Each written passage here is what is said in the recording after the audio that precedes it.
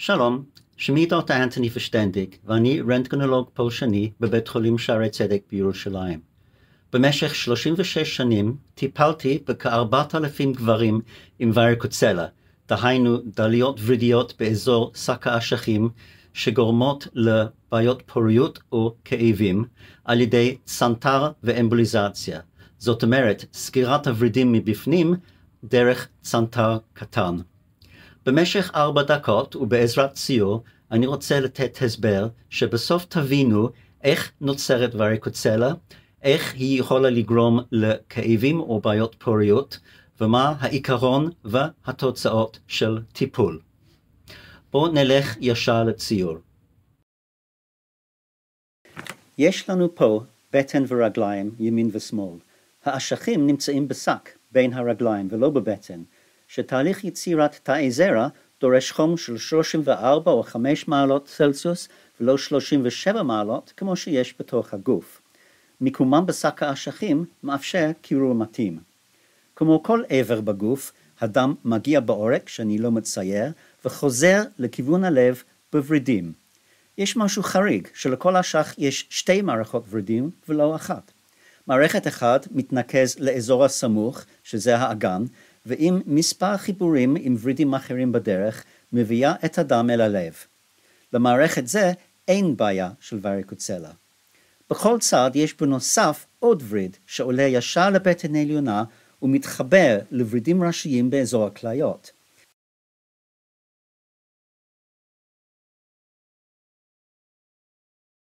הסיבה לוורידים מוזרים אלה היא שבעובר של גברים האשכים נוצרים באזור הכליות, בבטן עליונה ולא בשק האשכים.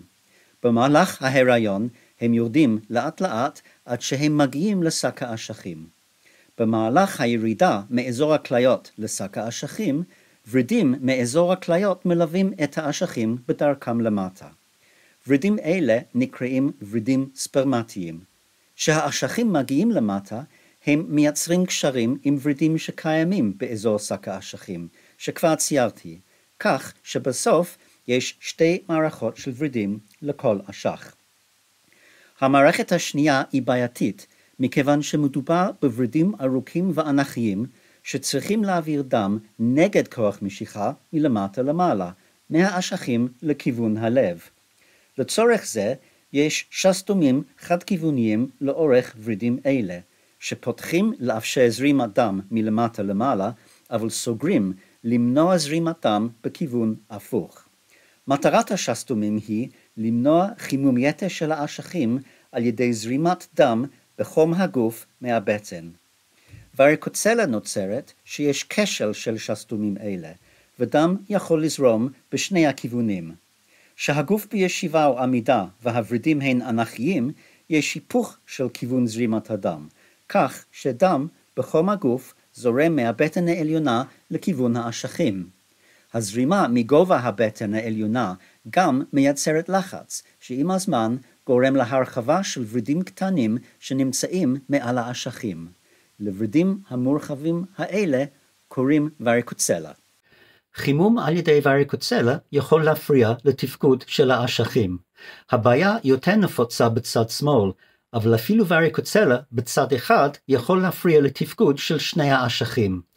חימום זה יכול לגרום לליקוי במספר, תנועתיות ומבנה של תאי הזרע, וגם באיכות החומר הגנטי, ה-DNA. בנוסף, הלחץ על דפנות הוורידים המורחבים יכול לגרום לאי נוחות או כאבים, במיוחד אחרי עמידה ממושכת או מאמץ פיזי. חשוב לדעת שלרוב האנשים עם וריקוצלה אין שום בעיה ואין צורך לטיפול, אבל בצד שני, בקרב אנשים עם אי פוריות ובעיה בזרע, וריקוצלה היא גורם נפוץ. הטיפול בווריקוצלה היא סגירת הווריד הספרמטי קרוב לכניסתו ולשק האשכים, כדי למנוע זרימת דם חם מהבטן העליונה לכיוון האשכים.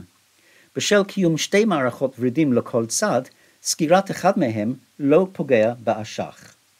ניתן להשיג את זה על ידי החדרת צנתר קטן לווריד שטחי, העברתו בהדרכת שיקוף רנטגן לווריד ספרמטי עד גובה המפסעה, וחסימת הווריד מבפנים, או לחילופין על ידי ניתוח קטן דרך חתך כירורגי עם חשיפה וקשירת הווריד מבחוץ. לפי הספרות הרפואית, אחרי הטיפול בווריקוצלה, יש לצפות לשיפור משמעותי בנתוני הזרע ב-70% של מטופלים אחרי 3 חודשים, והיריון טבעי לגמרי בעד 40%.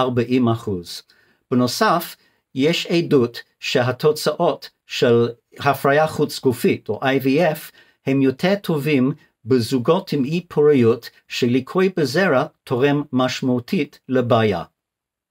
זה הסוף, אני מקווה שהסרטון הזה עזר לכם להבין את ווריקוצלה. אני אשמח לענות לשאלות קצרות במייל שרשום למטה.